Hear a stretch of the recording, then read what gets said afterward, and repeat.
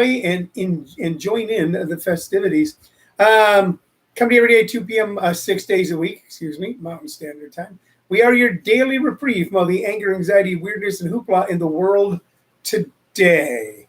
We're brought to you on 3 platforms. We're not brought to you by any sponsors. We have no sponsors. We are beholden to no man. We're beholden to no corporate entity. We are totally independent. We stand alone. We stand tall. We stand proud. We are a rock. We are an island. And a rock feels no pain, and an island never dies. Thank you, Paul Simon. We come to you on 3 platforms, though. We come to you on ComedySchoolsRadioNetwork.com, where if you just want to listen, you can listen. Also housed on ComedySchoolsRadioNetwork.com are dozens upon dozens of great interviews with actors, comics, writers, musicians, a lot of different people, authors. So I urge you to go there and scroll through. You might have some fun. We also come to you on YouTube, Comedy Schools, and right here on Facebook Live. We see the tribe is gathering. Gathering of the tribe here. Champ de Blasio, Kelly Wilson, Tina and Mike Lawson. More and more people joining in here for the big broadcast. It is Tuesday, December 1st. Christmas is a mere 24 days away. And it's going to be, did Thanksgiving feel weird to you? It didn't feel weird. I mean, if you did Thanksgiving like we did, which meant that we didn't go to any family gatherings or have a big family gathering. Sup with you, Kelly Wilson. I am answering, of course, questions and comments here, as I always do. Primarily, I see them on Facebook Live. Sometimes they pop up on YouTube, on ComedySchoolsRadioNetwork.com, but primarily on Facebook Live. My first roommate in life, Kelly Wilson, said, "Sup, Tony." It didn't feel weird. It didn't feel bizarre. And once we pretty much made the decision that we weren't going to go to family gatherings, nor have people over, nor travel, there was no anxiety or weirdness or depression around it because we thought we were making a good decision for our family. If Thanksgiving's supposed to be about family, we thought we were making a good decision for our family. So it didn't feel weird. And it also didn't feel weird because we still did all the stuff. We made the turkey, made the stuffing, made the gravy. We didn't make gravy. Okay, we bought the gravy in a jar. And by the way, I always get the chicken gravy. It tastes better than the turkey gravy. And now we got family who's staying with us, and they were here. Grandson, stepdaughter, they were here. But my daughter wasn't here. I didn't see my daughter, didn't see my brother. I didn't go back to the Midwest and see my family. Of course, I haven't done that in a long time on Thanksgiving, but still. Didn't see our family or friends out here. But it felt okay. So I think what's clear is, and I was reading last night about how the vaccine's most likely going to roll out. This Christmas is going to be very similar to Thanksgiving. A lot of us are not going to be doing a lot of traveling or spending a lot of time indoors with family. We're just not going to do it. We're just not. It doesn't mean we don't love our families. It means we do love our families. Doesn't mean we don't like our friends. Well, I don't like a lot of my friends. But it doesn't mean that. It means that we are banking on a better time. Someone said about Thanksgiving, the reason they were getting together with their family, this might be our last Thanksgiving. Well, you're pretty much increasing the odds on that if you got together with a large group of people indoors. I've taken one flight during the entire pandemic, and I made sure to book it at a time when I knew there wouldn't be very many people on the plane on the way in and on the way back. Very few people. Wore my mask the entire time. Didn't go around visiting a lot of friends and doing all that stuff while I was in Los Angeles. One trip this entire pandemic. And generally, I would have done 10 or 15 trips by this time. I would have definitely been to Los Angeles 6, 8, 10 times by now. New York once or twice. St. Louis once or twice. At a minimum, I would have done that. Put on dozens of live shows. More than I am. But it just made sense. If you got a highly infectious, communicable disease that is spread through breathing, then maybe you should stay away from the breath monkeys. Anyway, I don't know what you're doing Christmas. We will have Christmas. We will buy gifts. I will not see my Los Angeles family. Okay. And I will have limited contact with my Arizona family and probably not see any of my friends. But the one grandson is staying with us anyway. So that's that. But with the granddaughter, she's all into the limited contact thing. She's what, 10, 11? How old is she, Cheryl? 10? 10 going on 25. One of those smart, funny, serious people. All right. One of those people you talk to and go, oh, I'm a dummy because she knows so much. We will get gifts. There will be limited contact though. So I don't know what you guys are doing, but that's what we're doing. The way the vaccine seems to be rolling out, the general public, the public at large will not be getting it completely till March or April. Healthcare workers, people that work in residential homes and the residents of residential homes, they're the first ones that are going to get it. Then first line responders and people over 65 with comorbidities. Then people 65 and adults rolling on down. Kids get it last. So, but that's not going to be completed no matter what until the spring. So we've still got a few more holidays that are going to be a little different from past holidays. Valentine's Day will be different than past holidays. New Year's Eve will be different than past holidays. Christmas will be President's Day. That's a big one for us here. Man, we usually have about 500 people over on President's Day. We all put on powdered wigs, and long beards, and we find a British guy and we kick his ass. And we all the husbands get the yell, I'm free, and wives go, no, you're our slaves. So no, we don't do any of that. Anyway, my big question was, what are you guys going to do Christmas? So you can answer or not answer. The other burning issue right now that I think we need to talk about is coleslaw. We definitely need to talk about coleslaw. I'm one of those people who never believed that you should put coleslaw on barbecue. You can have it on the side, but not on top of it. Yet somehow, some function in my brain, and that's why I started worrying about maybe I got some strange rare disease, started telling me that might taste good. So I got some frozen pork in the freezer. I've been saving. I'm saving pork. I got a pandemic freezer, man. I got enough food in this house to last longer than any character in a David Byrne Talking Head song. And I was going to barbecue the pork and make my own coleslaw and put it on top of it. See, now Joe Gannon is saying coleslaw on a barbecue pork sandwich is awesome. It's the Memphis way.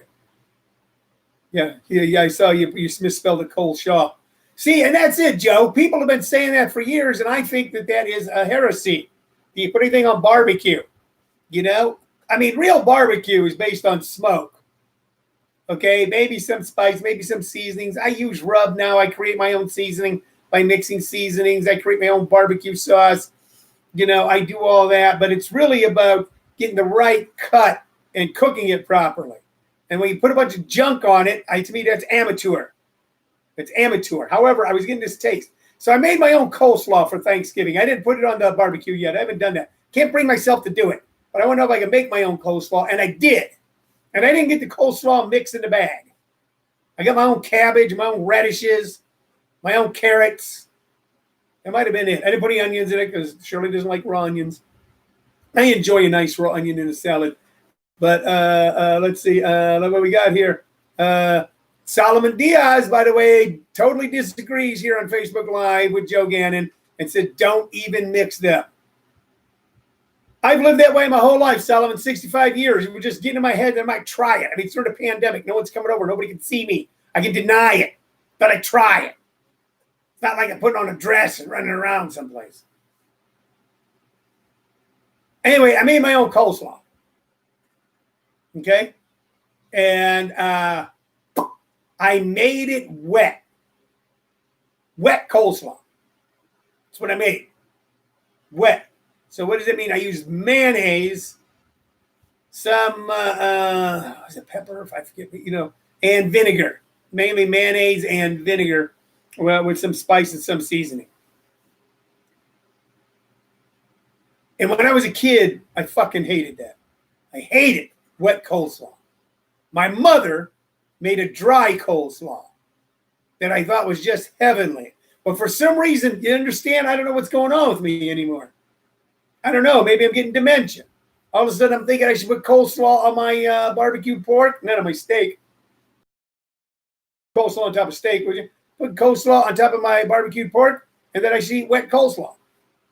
But I think the next time I make coleslaw, and I still got all the fixings, and Shirley said to me last night, you need to make more of this coleslaw, because I thought she meant that it was delicious, but it's just because we got a bunch of cabbage sitting in the refrigerator, I think.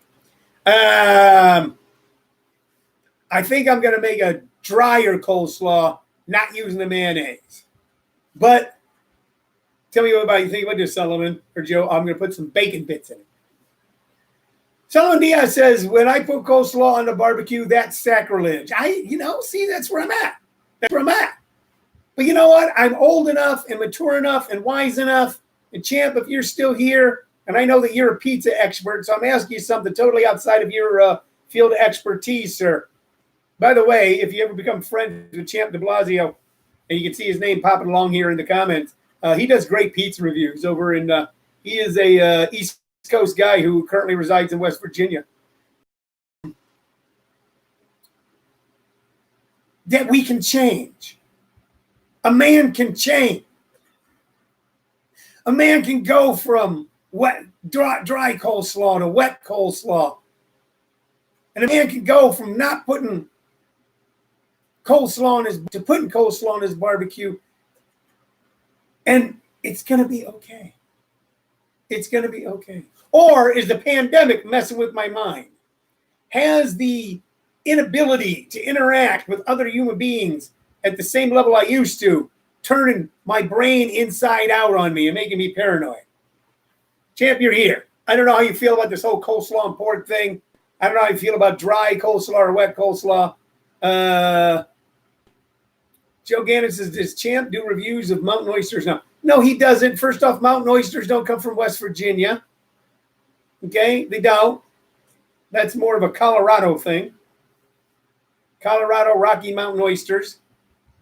So he doesn't do that. And I'm trying to get some information from him here because he's probably smarter than a whole bunch of us put together.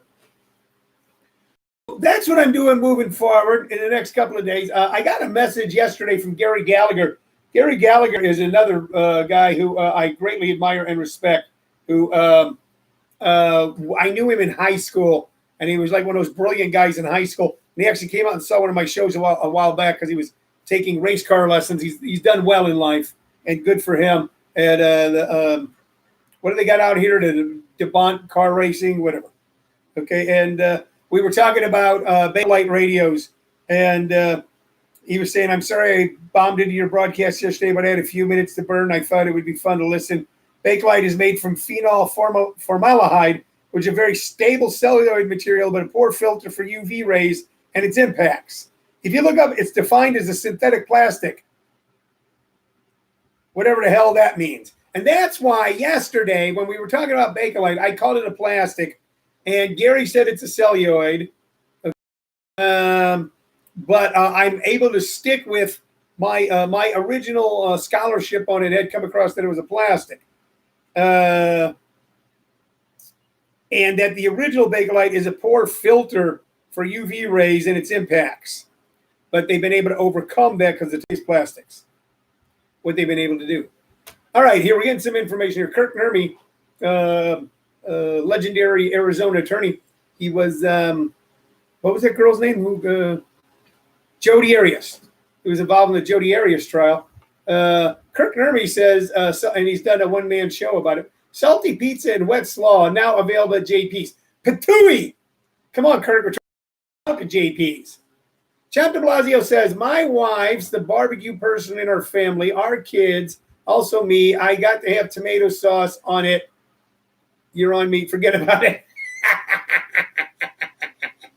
Salman Diaz says, if the COVID made you that way, if you have COVID-19, you'll love wet coleslaw.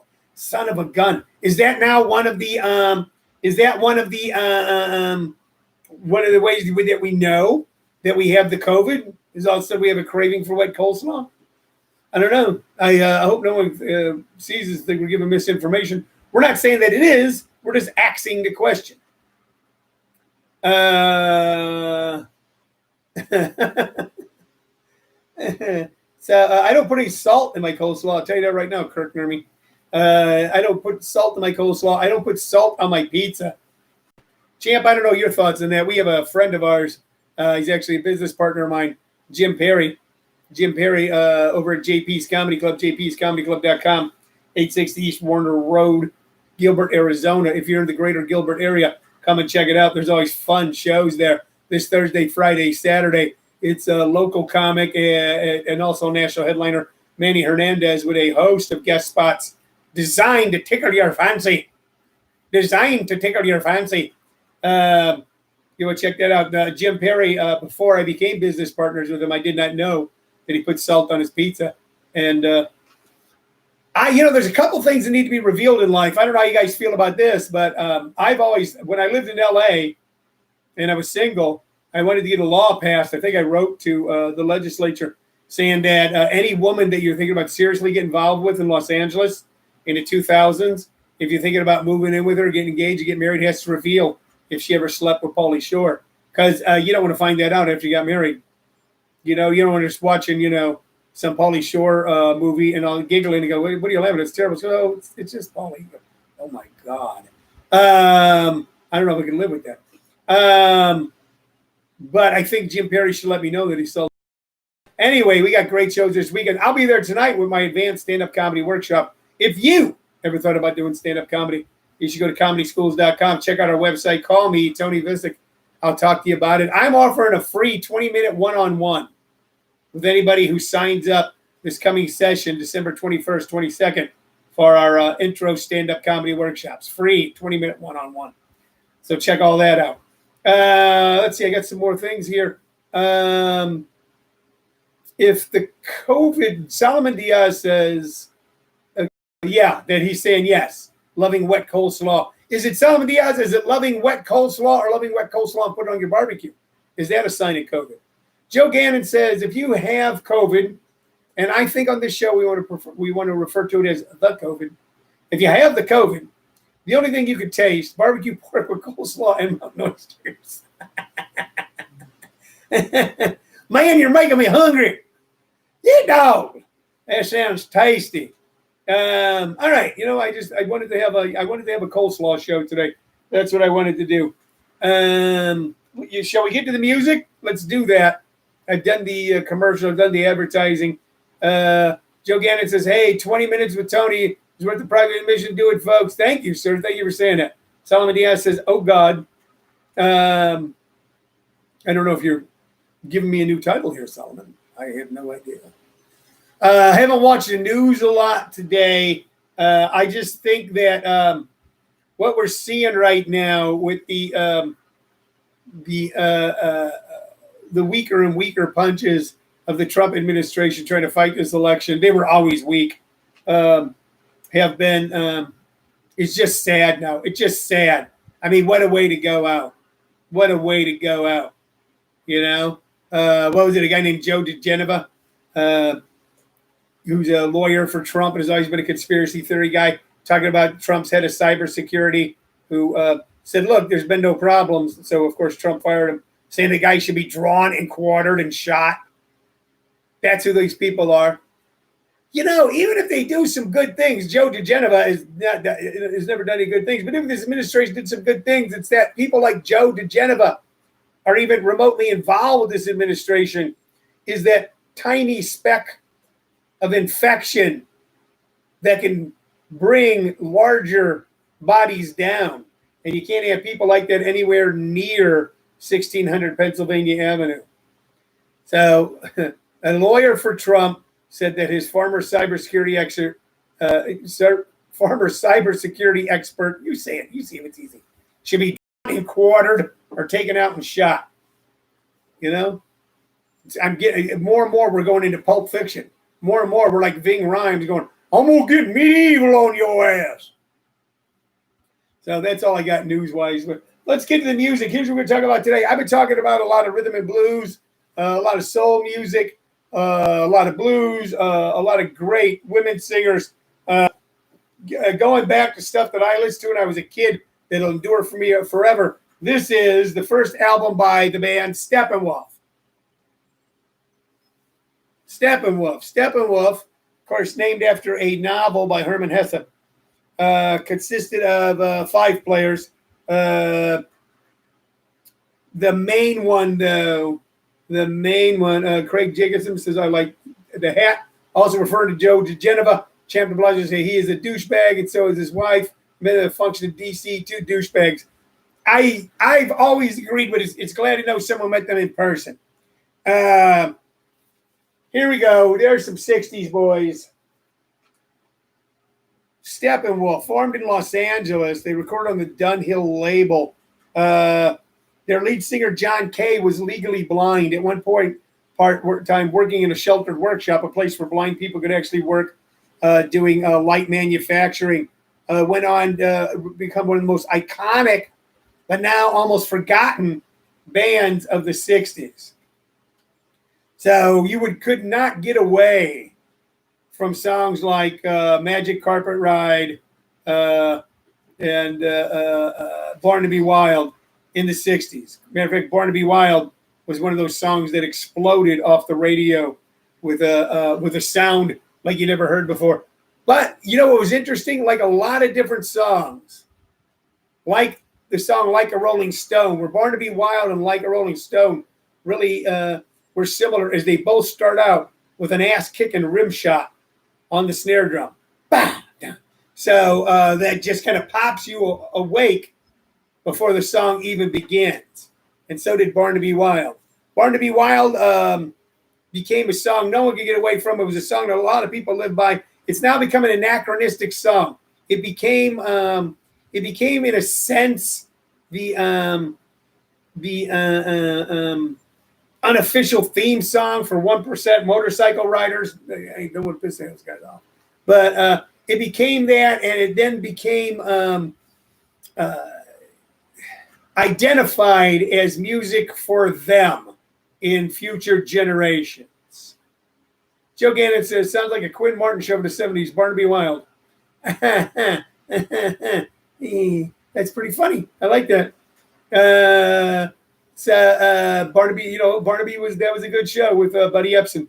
Buddy Epson could have been the Scarecrow Wizard of Oz, but you didn't know this, so we're gonna kind of go on a tangent. Buddy Epson from the Beverly Hillbillies and from Barnaby Jones was going to be the Scarecrow in the movie The Wizard of Oz, but he had a terrible allergic reaction to the silver paint and almost died, and was replaced by Ray Bolger.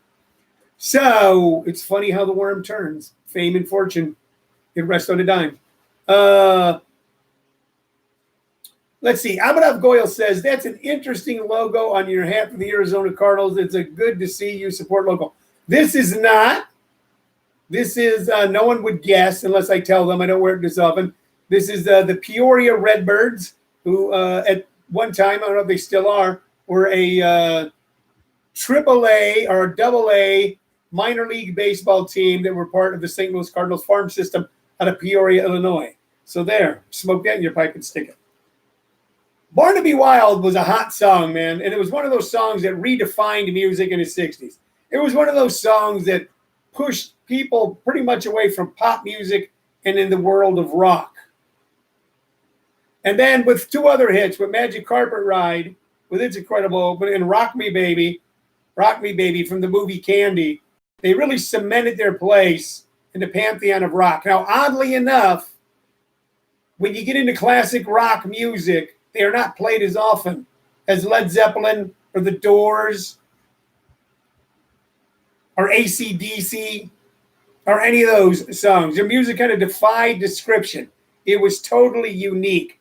As a matter of fact, the term heavy metal, which is speed metal, punk metal, all that sort of metal, actually came from a lyric from the song from Born to Be Wild. And it was, I like smoke and lightning, heavy metal thunder. So that's the first recorded the first recording of the phrase heavy metal, which I actually think comes from an old science fiction novel but was used there to describe the sound of motorcycles. I like Smoke and Lightning, Heavy Metal Thunder. That was the first time it was used, and then of course it was just like Space Cowboy was first coined by Steve Miller with his song Space Cowboy, and then later on became a oft-used, overused phrase. So we're going to dig into some great 60s music here today. Music that's not played all the time. You know, it's not The Who, it's not Doors, not Led Zeppelin, not AC/DC. You know, it's not all the bands that are played a lot on classic rock stations, but more classic rock than almost any of them. We're going with Steppenwolf, and I'm going to go with an offbeat one here. I'm not going to go with Barnaby Wild. That's too easy. We're going to go with Sookie Sookie.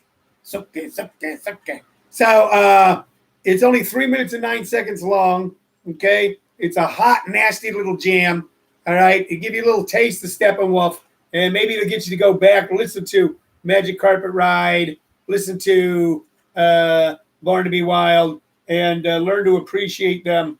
You know, it was one of those bands I'm pretty sure was ripped off of the recording contracts for years and years and years, as so many of those guys were, and probably didn't see the money they should have. Probably sold the publishing to Barnaby Wild, you know, and it's been probably used countless times. And some lawyer living on a mountain in Malibu or on a big spread right on the beach right next to Dr. Dre, who you never heard of, probably owns the publishing and lives off of it. There's a lot of that in Malibu. There's a lot of publishing pimps living in Malibu right now, okay? So they've kind of disappeared into the ether. We don't hear a lot about them. Not a lot is written about them. They're not talked about a lot.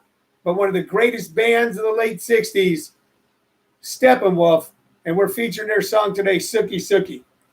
And with that, we're going to Sookie Sookie Sue off. That's what we're going to do. We've had a great show today. We had important conversations about coleslaw, verified that Joe DeGeneva is a douchebag.